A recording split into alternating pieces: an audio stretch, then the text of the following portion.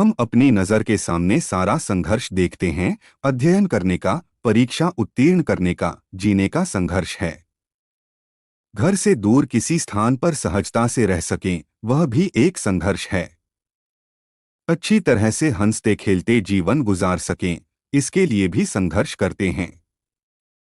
जीवन यापन के लिए कमाई तो करनी ही पड़ेगी। गुजरते हुए परीक्षाओं से क्या आप जीवन का पूरा महत्व समझने जा रहे हैं? कुछ लोग परीक्षा पास करने में बहुत अच्छे होते हैं। इसका मतलब यह नहीं है कि वे बहुत बुद्धिमान हैं। दूसरे जो परीक्षा उत्तीर्ण करना नहीं जानते या परीक्षा के हिसाब से पढ़ाई नहीं कर पाते हैं, हो सकता है कि वे कहीं अधिक बुद्धिमान हों। हो सकता है वे अधिक सक्षम हों। हो सकता है वे चीजों को उस व्यक्ति की तुलना में अधिक गहराई से सोचें जो केवल पास होने के लिए रटते हैं। बहुत से लड़के केवल नौकरी पाने के लिए पढ़ते हैं और यही उनके जीवन का पूरा उद्देश्य है। लेकिन नौकरी मिलने के बाद क्या होता है? वे शादी करते हैं, उनके बच्चे होते हैं और परिवार में फंसकर जीवन गुजार देते हैं।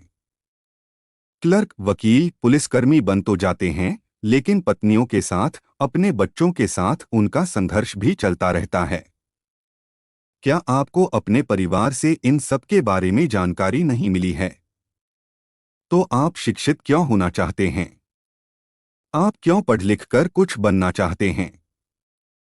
इसलिए कि माता पिता चाहते हैं कि आप शिक्षित हों और इस पर लंबा चौड़ा भाषण देते हैं।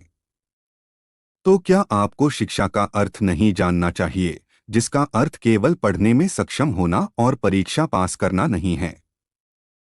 शिक्षा का उद्देश्य बुद्धि का विकास करना है। बुद्धि से मेरा मतलब चालाकी से नहीं है।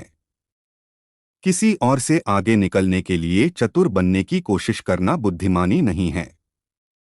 जब आप किसी से आगे निकलने की कोशिश करते हैं तो डरे रहते हैं। शिक्षक की डांट, आलोचना का डर, कक्षा में लोकप्रिय नहीं होने का डर रहता है। लेकिन जब आप डरते नहीं हैं तो वहां आपकी बुद्धिमत्ता काम करती है।